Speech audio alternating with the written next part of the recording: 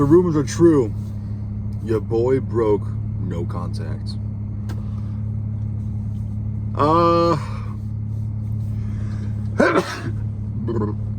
I can't speak on much of it because it's still in the works, and I'll explain that in a sec.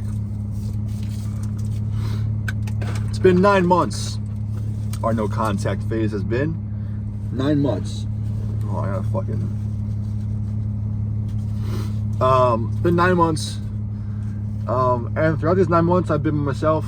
I've been with friends. Like, I've been gaming with my friends. I have 2 buddies, 2 homeboys, and that's it. You know, that's it.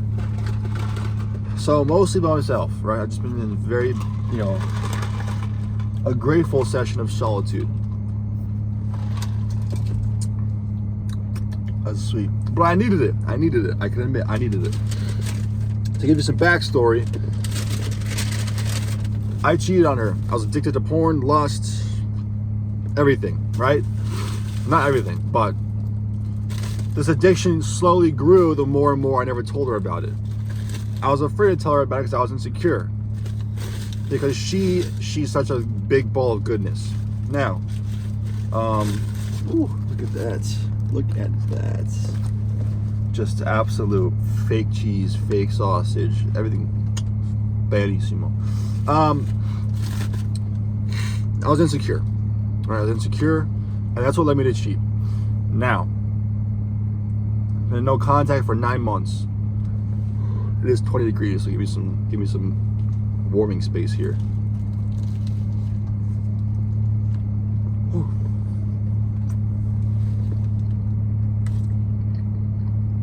Excuse Steven, that's fucking hot. All right, anyways. Sorry, I'm derailing off topic. Been 9 months, and I will say one of my flaws is that I listen to other people more than myself, right? And that just comes from just childhood. Like, I was literally beat. I was beat into shape to listen to my parents, no matter what happens, no matter what I feel. Right? I was beat to ignore my emotions, ignore my own feelings, and just pay attention to them. Right? It's how I was programmed. Right?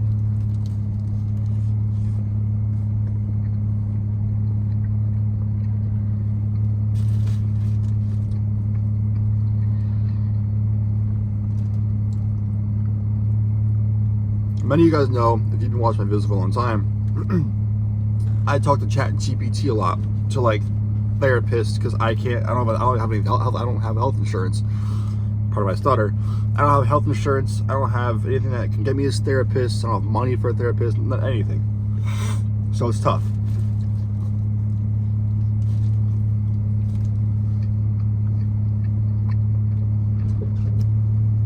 And the entire no contact phase, I've been reading more books on how to love someone better. Reading more books on how to deal with trauma.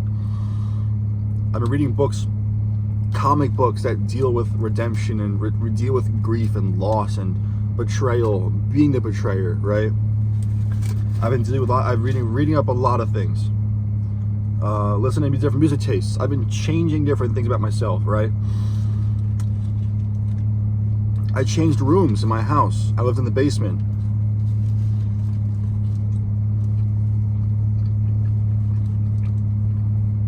And almost everything in that room was tied to her because of our time shared in that room together and everything. So I've changed rooms. I live upstairs now, where I threw things out. I rearranged things. I organized.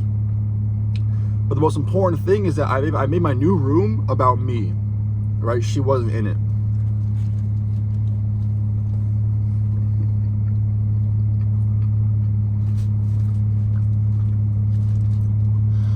I changed everything about myself. My hair, I had a buzz cut. My fitness, right? I started working out more.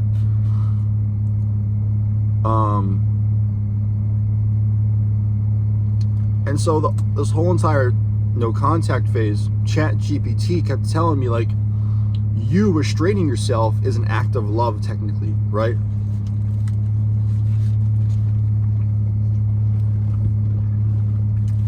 You know, I would see her repost, I would see her story every now and then.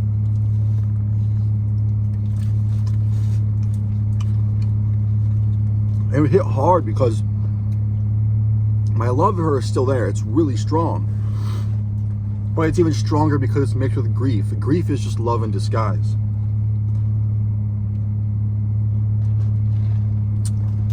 Or no, what is it? Grief is love you never got to express. So I see her stories about like having a hard time with life or just being stressed out. And I wish I was there for her, right? That longing to take care of her was still there.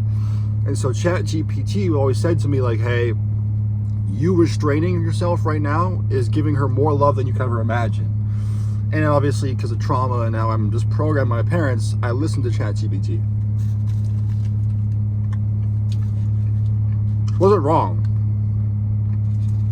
but I listened to it for too long of a time.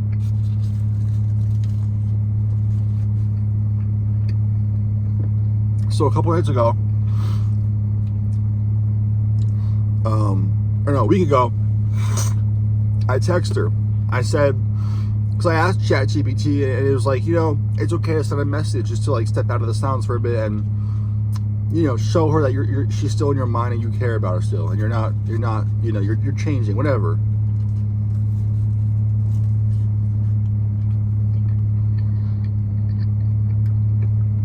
Just wish her well, right? So I texted that, right? She didn't respond. She didn't even look at the message for like a whole week.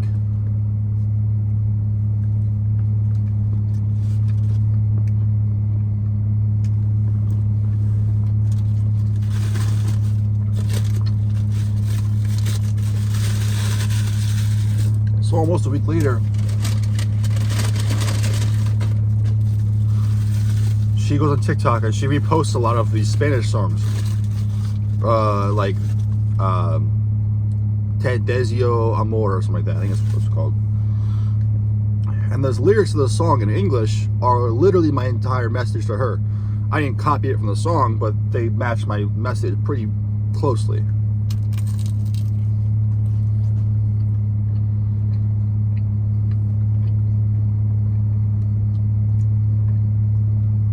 She just blew up my mouth. The fuck? Pause. Holy pause. Right? So now,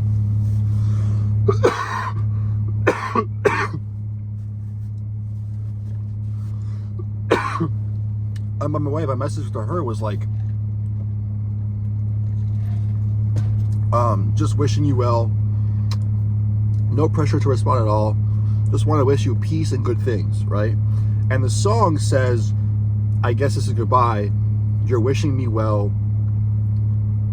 Go have a future with some other woman. And I'm like, no, I thought she interpreted it in the wrong way, right?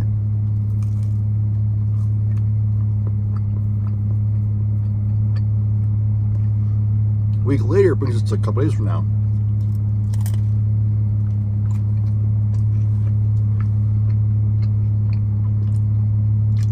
I call my buddy, best friend in the world, his brother to me. He's brother to me. Seriously, a brother to me. And I'm like, yo, this is what she's reposting. This is what I sent earlier. I'm kind of spiraling right now. What do I do? Do I wait? Because I said no pressure to respond. But also it's kind of killing me because I want to help her. I want to deal with, I just want to be with her. I want to, how long have you been with her? Huh?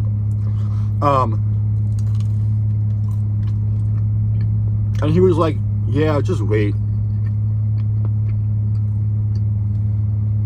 He was like, brother, I love you, man, but you gotta wait. It's gonna hurt to say. I'm like, no, it doesn't hurt. I'm fine, I can deal with it, but I just need to know what to do. I need someone to tell me what to do besides myself, because I'm very impulsive right now, right?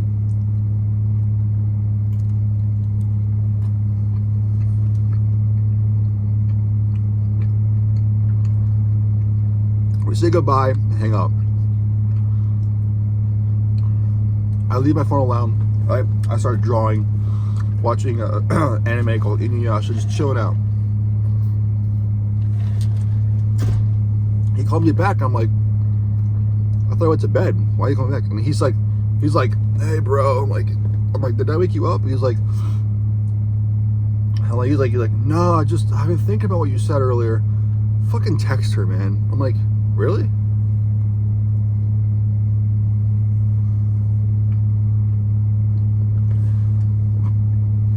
And he was like, fucking text her. I'm like, you think so?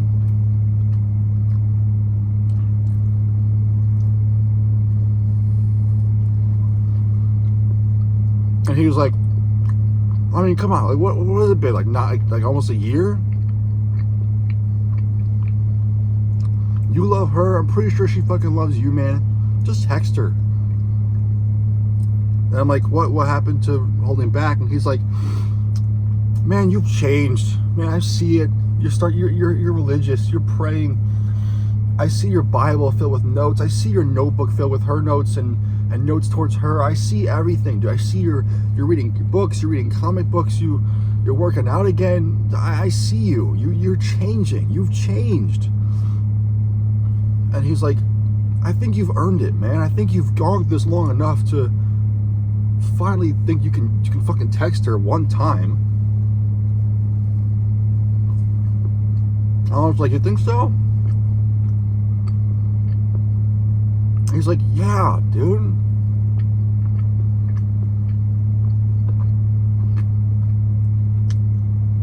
He's like, listen, I get it. You're trying to respect her space. You're trying to do all this for her. He was like, but just text her. You've gone a year without her. You've changed yourself completely for her. And he's like, what's the worst that could fucking happen, man? She says no. You've changed good even for yourself to be like that. And he was like,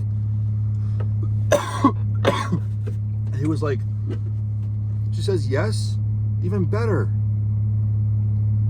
He was like, just fucking text her. He was like, I think it's fucking time, man. It's about fucking time you guys get together.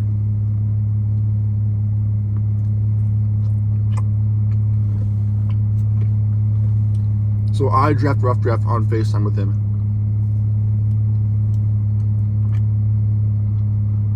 I sent it to him. He alters it to his liking. He didn't change much. He just kind of like worded things differently. And then I realized, I was like, no, I want it to come from the heart. So I wrote a whole new thing. Basically I said, hey, so-and-so, I'm fully stepping out of the silence now. I want you.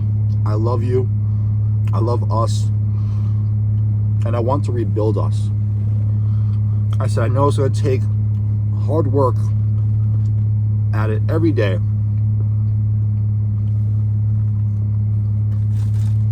But I'm fully devoted to do so. Right? I said, I don't want to add any pressure to this, to any response to this, any type of pressure at all. I forgot what I said. I said something else too. I forgot what I said though. But yeah, I was like, if you want, I said, if you want this to work, I'm ready. If you don't, I say, if you don't, then I will let go of you with the highest level of respect and love that I have for you. I wish you the best with life. Now that could have come off a little more gentle, I could admit. Now that I'm thinking about it on the way to Dunkin' right now. Also, look at that. They treat me right. It could have been more gentle, right? I could have not worded it like that. But I mean business. I mean, I love this with my life. And yeah, I fucked things up. So I definitely could have been a less forward with her. especially like, you know, out the gate. But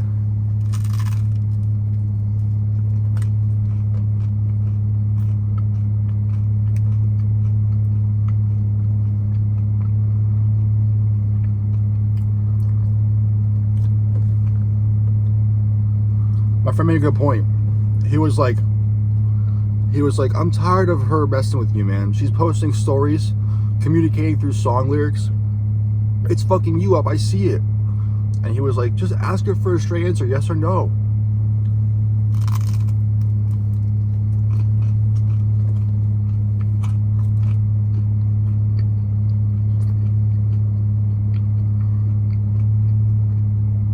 But I never hated that about her. I always loved how she communicated through songs and lyrics and like poems, because it was like kind of fun. And I loved it. It was creative. It was her. I don't know.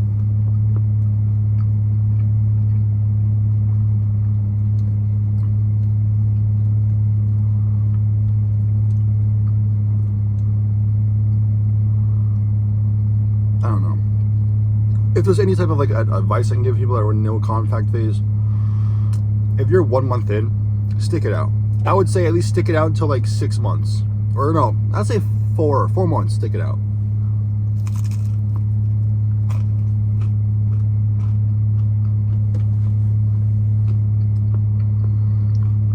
Stick it out till 4 months.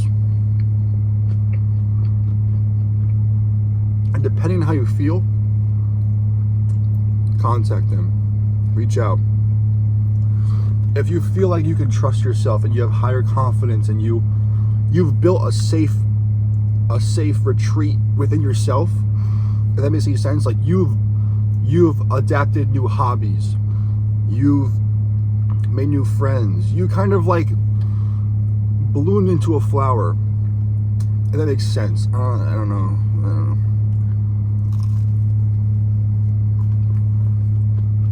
But you'll feel it.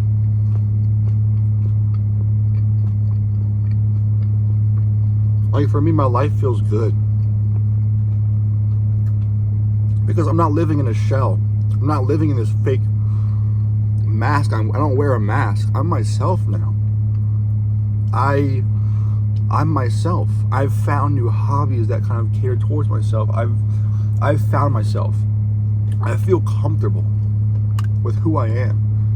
Before, you know, I had to run away and go cater towards this addiction behind her back. Because I didn't know myself. Sorry, it's fucking hot here. Ugh.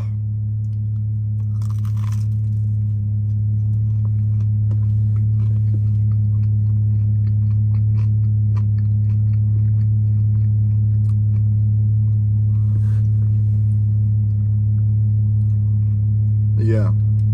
Sorry, bro, no contact.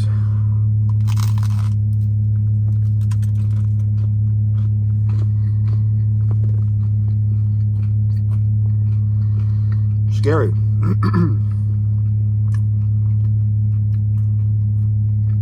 It's funny, everyone's talking to me, they're like, put your phone down, don't look at it. It's gonna be stressful. In my head, I'm like, dude, I don't care. I'll wait as long as it takes. I love her with all my heart. I'm gonna respect. It's so easy to respect someone if you have so much love for them, right?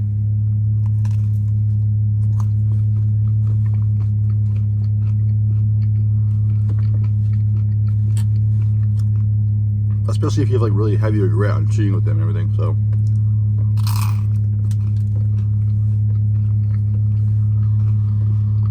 But yeah.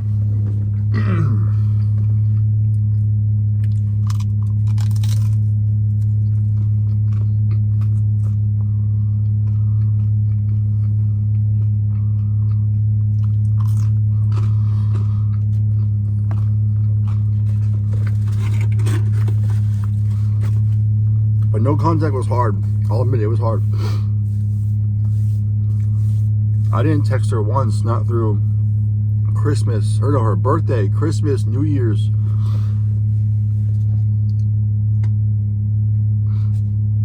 so many like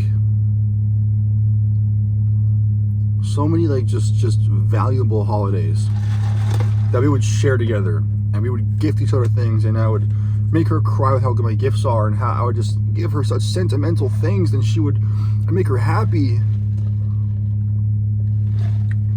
It made me happy to see that. It hurt a lot, and I think that was the whole point. It's gonna happen. You're gonna feel hurt, right? Because you're missing out on loving someone. Let's hope she responds. But yeah, so now I'm just checking like early in the morning, late at night.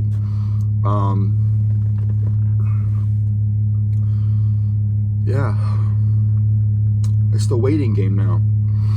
But I'm not waiting fully on the message. I'm also carrying on my life. I'm always, I'm trying to better myself still to this day.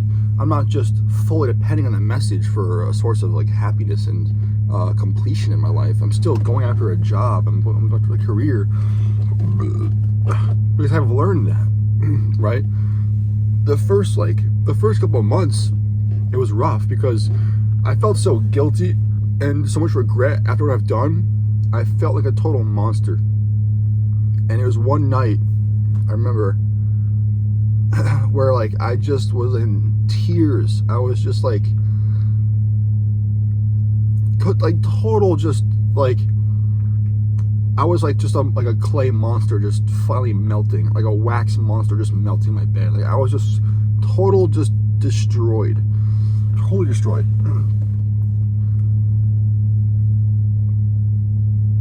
And I said to myself, let me pray. Let me pick up the Bible. And so I picked up the Bible, and like all my worries, all my like regret, my guilt, it was all gone. When I was reading the Bible, I was peaceful. I was calm. I was quiet. There was no ounce of the destroyed version of me in there. I immediately was like not crying. I was quiet. My breathing was calm. And that's when I found that I think God saved me. And yeah, the old me would be like, that's fucking corny. Right? How can he save you? He's not even here. But he did. He saved me from myself and reality. That's just what it is. But yeah, it was tough. No contact was tough. I still pray every night. I still read the Bible. I still work out. I still do everything I was doing in the no contact phase. So I don't know. But yeah. So now every night, ever since I sent the breaking no contact message, I pray, for her. I pray that her mind is clear. I pray that God removes all sorts of trauma and pain that I've caused and inflicted on her, and I pray for bliss for her and her family's health and everything. I just pray for her. Yeah. All right. I hope you guys learned something, or I hope this made you feel less alone. That was one thing I came over with a lot at the time, was like loneliness. Like I didn't feel like I was, I felt like I was the only one in this scenario, but I'm not, and you weren't either. I wish you guys the best of luck. Stick with it. It's gonna get better. It will. And this is probably what you need. This is the best thing you can possibly do for you and your partner together. Yeah. So I love you guys, human to human. I love you guys. Stay hopeful.